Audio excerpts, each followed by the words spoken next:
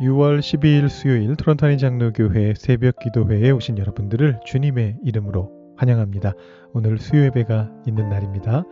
우리 오후 3시까지 본당에서 진행되는 우리 수요 예배에 여러분들 많이 참여해 주시면 감사하겠습니다. 오늘도 기도하고 오늘 새벽 예배 자리로 나아가시겠습니다.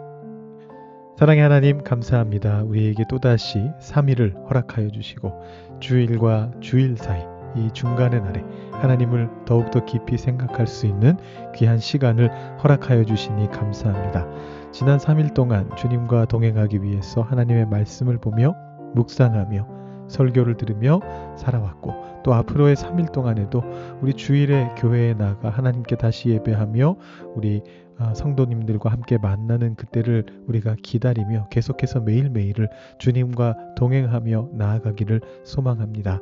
오늘 특별히 수요 예배를 통해서 하나님께서 우리에게 베풀어 주실 은혜를 기대하게 하시고 또 이 새벽 시간에 우리에게 주실 은혜를 기대하게 하셔서 오늘 하루도 주님과 동행하며 매 순간순간 단 한순간도 주님을 놓치지 않을 수 있는 그런 날이 될 수 있도록 주님께서 인도하여 주시옵소서.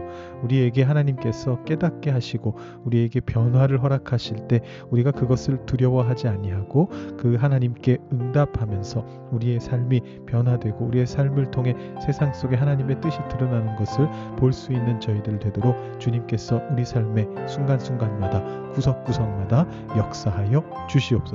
감사드리며 예수님의 이름으로 기도드립니다. 아멘. 오늘 우리에게 주시는 하나님의 말씀은 에스더 4장 1절부터 17절 끝절까지의 말씀입니다. 제가 봉독해 드리도록 하겠습니다. 모르드게가 이 모든 일을 알고 자기의 옷을 찢고 굵은 베옷을 입고 재를 뒤집어 쓰고 성중에 나가서 대성통곡하며 대궐 문 앞까지 이르렀으니 굵은 베옷을 입은 자는 대궐 문에 들어가지 못함이라. 왕의 명령과 조서가 각 지방에 이름해 유다인이 크게 애통하여 금식하며 울며 부르짖고 굵은 베옷을 입고 재에 누운 자가 무수하더라.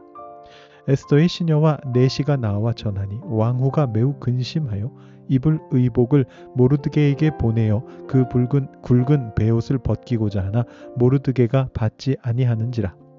에스더가 왕의 어명으로 자기에게 가까이 있는 내시 하닥을 불러 명령하여 모르드게에게 가서 이것이 무슨 일이며 무엇 때문인가 알아보라 하매 하닥이 대궐 문 앞 성중 광장에 있는 모르드게에게 이르니 모르드게가 자기가 당한 모든 일과 하만이 유다인을 멸하려고 왕의 금고에 바치기로 한 은의 정확한 액수를 하닥에게 말하고 또 유다인을 진멸하라고 수산궁에서 내린 조서 초본을 하닥에게 주어 에스더에게 보여 알게 하고 또 그에게 부탁하여 왕에게 나아가서 그 앞에서 자기 민족을 위하여 간절히 구하라 하니 하닥이 돌아와 모르드게의 말을 에스더에게 알림해 에스더가 하닥에게 이르되 너는 모르드게에게 전하기를 왕의 신하들과 왕의 각 지방 백성이 다 알거니와 남녀를 막론하고 부름을 받지 아니하고 안뜰에 들어가서 왕에게 나가면 오직 죽이는 법이요 왕이 그 자에게 금규를 내밀어야 살 것이라. 이제 내가 부름을 입어 왕에게 나가지 못한 지가 이미 30일이라 하라 하니라. 그가 에스더의 말을 모르드게에게 전하매 모르드게가 그를 시켜 에스더에게 회답하되 너는 왕궁에 있으니 모든 유다인 중에 홀로 목숨을 건지리라 생각하지 말라. 이때에 네가 만일 잠잠하여 말이 없으면 유다인은 다른 데로 말미암아 노인과 구원을 얻으려니와 너와 내 아버지 집은 멸망하리라. 네가 왕후의 자리를 얻은 것이 이 때를 위함이 아닌지 누가 알겠느냐 하니 에스더가 모르드게에게 회답하여 이르되 당신은 가서 수산에 있는 유다인을 다 모으고 나를 위하여 금식하되 밤낮 3일을 먹지도 말고 마시지도 마소서. 나도 나의 시녀와 더불어 이렇게 금식한 후에 규례를 어기고 왕에게 나아가리니 죽으면 죽으리이다 하니라. 모르드게가 가서 에스더가 명령한 대로 다 행하니라. 아멘. 에스더의 이야기가 점점 하이라이트를 향해 가고 있습니다. 우리가 잘 아는 대중적인 하이라이트는 오늘 말씀인 4장 16절이죠. 죽으면 죽으리이다. 소위 말하는 일사각오의 신앙입니다. 그런데 이제 이 이야기를 어떤 극이라고 생각하고 본다면 실질적인 하이라이트는 5장 첫 부분이 되는 것 같습니다. 죽으면 죽으리다 하고 나아가서 왕이 금규를 내밀 때까지의 순간이죠. 이게 드라마라고 생각해 보시면 아주 긴장감이 쫄깃하게 느껴지는 장면이 바로 그 장면일 것이다 생각해 보실 수가 있습니다. 자, 그래서 오늘과 내일이 다 합쳐서 에스더서의 하이라이트에 해당되는 부분이다. 이렇게 생각하시고 말씀을 묵상하시면 좋을 것 같습니다. 자, 오늘 말씀 잘 알려진 말씀이라 여러분 내용은 이미 잘 알고 계실 것 같습니다. 어제 말씀에서 왕이 하만의 요청을 따라 가지고 유대인들을 죽이라라는 그런 조서를 내렸습니다. 이제 그걸 알고 모르드게가 베옷을 입고 제를 쓰고 대궐 문 앞으로 갑니다.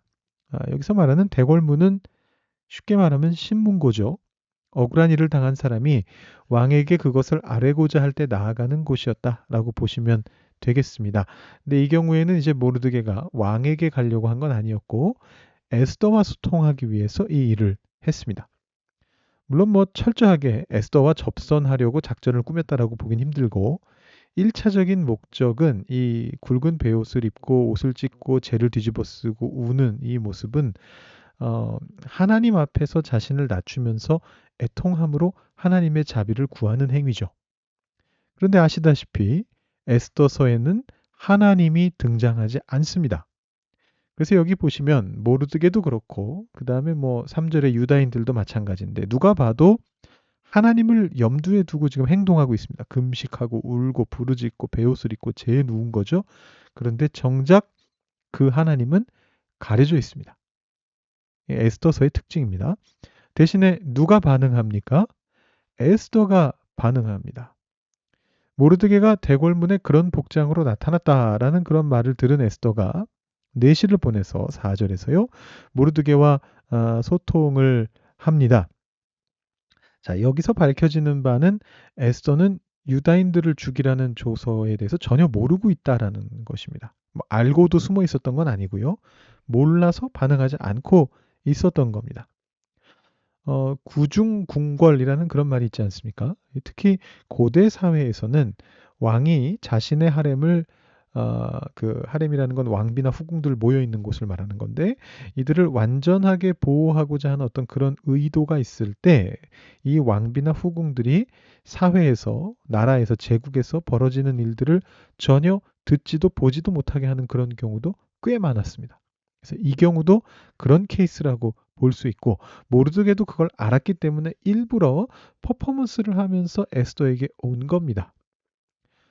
에스더는 그걸 몰랐기 때문에 그 이유를 모른 채로 모르드게가 그렇게 나타나니까 몸 상하니까 그렇게 하지 마십시오 이러면서 의복을 주면서 갈아입게 하려고 하지만 모르드게가 거절하죠. 그래서 에스더가 다시 질문하니까 왜 그렇습니까? 질문하니까 이제 모르드게가 진실을 알려줍니다. 그러면서 모르드게가 에스더로 하여금 왕 앞에 나아가서 구하라 라고 명령을 하죠. 자, 여러분 이 명령의 의미가 뭡니까? 모르드게는 에스더의 사촌입니다. 제가 엊그제 에스더가 모르드게의 조카라고 말씀드렸던 것 같은데 제가 말씀드리다가 잠깐 착각을 했어요. 모르드게의 삼촌의 딸이 에스더니까 둘은 삼촌지간이 아니고 사촌지간이죠. 근데 아마 나이 차이가 많이 나는 사촌이었던 걸로 보이고요. 그래서 모르드게가 에스더의 양부가 되었습니다. 그렇기 때문에 이 앞쪽에 보면 2장에서도 그렇고 3장에서도 그렇고 모르드게와 에스더가 등장한 이래로 모르드게가 에스더에게 명령합니다. 그리고 그 명령하는 일들을 에스더는 그대로 따르죠. 그렇기 때문에 이번에도 모르드게가 그렇게 지시를 했으니까 에스더가 따를 것이다라고 유추할 수 있습니다. 그런데 거절하게 됩니다. 이유가 무엇입니까? 11절에 보시면 왕 앞에 내가 나갈 수가 없다. 이렇게 얘기합니다. 이 바사의 법에 따라서 왕이 먼저 부르지 않았는데 그 앞에 나아가게 되면 원칙적으로 죽어야 되고요. 왕이 금규 옛날 번역에는 홀이라고 돼 있었는데 그 왕의 지팡이를 내밀어 주지 않으면 그래서 죽이지 말아라라고 해야지만 살 수 있다라는 겁니다. 게다가 지금 에스더는 30일째 지금 왕의 부름을 못 받고 있다라는 것입니다. 여기에서 이제 모르드게의 그 유명한 말이 나오죠. 13절, 14절에 너는 왕궁에 있으니 모든 유다인 중에 홀로 목숨을 건지리라 생각하지 말아라. 네가 만일 잠잠하여 말이 없으면 유다인은 다른 데로 말미암아 노임과 구원을 얻으려니와 너와 내 아버지 집은 멸망하리라. 자, 에스더서는 하나님을 감추고 있습니다만 여기서 하나님이 비밀스럽게 드러나죠. 상당히 명백합니다. 암시적이지만 명백합니다. 다른 데로 말미암아 구원을 얻을 것이다. 여기서 말하는 다른 데라는 것은 뭐 곧바로 하나님일 수도 있고요.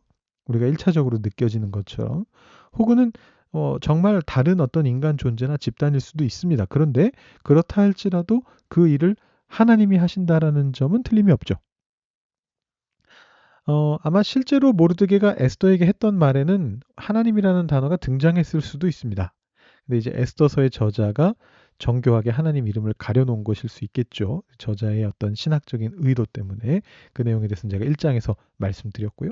아무튼 그렇게 해서 모르드게가 에스더에게 하나님을 연상시킨 다음에 모르드게가 에스더에게 네가 왕후의 자리를 얻은 것이 이때를 위함이 아닌지 누가 알겠느냐 이렇게 말하고 있습니다. 이것은 바로 하나님의 섭리에 대한 진술이죠. 자, 여기에서 에스더의 또 다른 유명한 답변이 나옵니다. 우리 시작할 때 봤던 말씀인데 죽으면 죽으리이다. 우리가 이 표현에만 주목을 보통 하는데요. 여러분 에스더서를 지금처럼 전체적으로 읽어 나가다 보면 사실은 여기에서 큰 반전이 일어나고 있다는 것을 발견하게 됩니다. 자, 제가 질문을 한번 드려볼게요. 에스더가 이 말을 할 때에 가장 크게 변화한 부분이 무엇입니까? 과거의 에스더와 지금의 에스더의 차이가 뭡니까? 지금까지는 에스더가 정체성을 숨겨왔는데 이제는 결심하고 정체성을 드러내서 죽음의 자리에까지라도 나아가겠다라는 그런 결단입니까? 아닙니다. 제가 내일 다시 말씀드리겠습니다만 에스더는요, 앞으로도 자신의 정체성을 숨길 겁니다. 결정적인 순간이 될 때까지 끝까지 숨길 겁니다. 그러니까 여기서 자기의 정체성을 나 유다 사람입니다. 드러내려고 하는 그런 결단을 한 게 아니에요. 그럼 어떤 태도가 바뀐 걸까요? 이 말 속에서. 모르드게를 대하는 태도가 바뀌었습니다. 제가 앞에서 말씀드렸잖아요. 이 에스더는 왕비가 되었음에도 여전히 자기의 양부인 모르드게의 영향력 아래 있었습니다. 모르드게에게 정서적으로도 의존하고 있었고 아버지니까요. 모르드게의 어떤 명령과 지시에 그대로 따랐습니다. 그게 고대 사회에서 딸이 가져야 될 덕목이었죠. 아버지의 명령을 따르는 것. 그런데 여기에서 에스더가 처음으로 모르드게에게 명령을 합니다. 이건 제 말이 아닙니다. 성경에 그렇게 적혀 있습니다. 17절 말씀에 그렇게 되어 있죠. 모르드게가 가서 에스더가 명령한 대로 다 행하니라. 여러분 에스더가 명령했고요. 모르드게는 순종했습니다. 지금까지의 상황과 뒤집어진 거죠. 역전이 일어났습니다. 에스더가 지금 여기에서 지도자로서의 자신의 역할을 자각합니다. 이제까지는 수동적으로 모르드게를 따랐습니다. 자기에게 왕비라는 직분이 왔음에도 불구하고 여전히 왕의 권력에 눌려 있거든요. 왕비가 30일 동안 왕 앞에 못 나간다는 게 말이 됩니까? 근데 그렇게 왕비라는 지위에 있음에도 불구하고 에스더는 수동적인 자리에 계속 머물러 있어야만 했습니다. 그리고 이 유다인과 관련된 부분에 있어서도 모르드게에게 의존하고 있었습니다. 그런데 이제는 자신이 능동적으로 유다 백성을 위해 행동할 것이라는 겁니다. 그것을 결심한 겁니다. 그래서 이렇게 얘기하는 겁니다. 유다인들을 다 모아서 날 위해 금식하고 기도하라. 그러고도 죽는다면 어쩔 수 없다. 괄호 열고 하나님이 알아서 하실 것이다. 괄호 닫고. 에스더서에는 하나님이 안 등장하고 있기 때문에 이 내용이 숨겨져 있습니다. 하나님이 알아서 하시겠죠. 이 신앙의 고백을 하면서 에스더가 지도자로 거듭나는 장면이 바로 이 대사 속에 들어 있습니다. 여러분, 우리 모두는 삶 속에서, 세상 속에서, 우리가 속한 공동체 속에서 우리의 역할을 자각하는 순간이 있습니다. 자각하기 전까지는 평범하고 무난하고 일상적인 삶을 살아가게 됩니다. 먹기 위해 돈 벌고, 가족 위해 돈 쓰고, 가끔 지나가는 거린에게 적선하고, 교회에 뭐 정해져 있는 헌금하고, 사람들 만나고, 웃고, 떠들고, 가끔은 우울하고, 슬프면 울고, 힘들면 자고, 또 뭐가 있을까요? 그냥 그렇게 평범하게 삶을 삽니다. 근데 그러다가 문득 하나님께서 우리에게 주신 비전이나 공동체 속에서의 어떤 역할이나 아니면 세상을 향한 어떤 새롭게 가져야 될 태도를 자각하게 되는 경우가 생깁니다. 그러면 우리의 삶이 변화됩니다. 적극적인 삶으로, 능동적인 삶으로, 일사각오의 정신으로, 하나님을 진정으로 의지하는 삶으로 변화되기 시작합니다. 거기에서부터 복음의 능력이 발휘되기 시작하는 것입니다. 내 주변으로. 여러분, 무엇이 에스더에게 그런 변화를 가져왔습니까? 그런 자각을 가져왔습니까? 자, 위기 속에서 모르드게가 하나님을 떠올리게 했을 때 다른 데로 말미암아 구원을 얻지 않겠느냐. 네가 왕후의 자리를 얻은 것이 이때를 위함이 아닐지 누가 알겠느냐. 이렇게 말하면서 하나님을 떠올리게 했을 때 에스더가 깨달음을 얻게 되는 것입니다. 이제 5장 이후의 사건 전개에서 모르드게는 이제까지와 달리 수동적인 역할에만 만족하게 되고요. 에스더가 능동적인 역할을 수행하게 됩니다. 그건 내일 이후에 더 보도록 하고요. 자, 우리는 오늘 말씀을 통해 이 에스더의 변화에 초점을 맞추면서 우리에게 적용해 보면 좋을 것 같습니다. 우리의 신앙이 30일이나 왕 앞에 나아가지 못하는 그런 신앙에서 머무르는 것이 아니고 죽으면 죽으리이다 라는 그런 각오를 하게 되는 수준까지 변화되고 성장하고 성숙할 수 있도록 오늘도 주님께서 우리를 만나 주시고 우리의 삶의 구체적인 공간들과 영역들 속에서 하나님의 뜻을 깨달아 알 수 있게 해달라고 기도하시고 그렇게 깨닫게 된 우리의 역할들을 잘 감당할 수 있게 해달라고 그렇게 기도하시면 좋겠습니다. 여러분의 가정 생각하시면서 여러분의 교회를 생각하시면서 이 땅 토론토와 캐나다를 생각하시면서 하나님이 우리에게 허락하시는 그 역할을 깨달아 알고 그대로 살아갈 수 있게 해달라고 기도하시고 여러분 개인적인 기도 제목으로 기도하시고 오늘 새벽 예배 마치시기 바랍니다. 기도하겠습니다.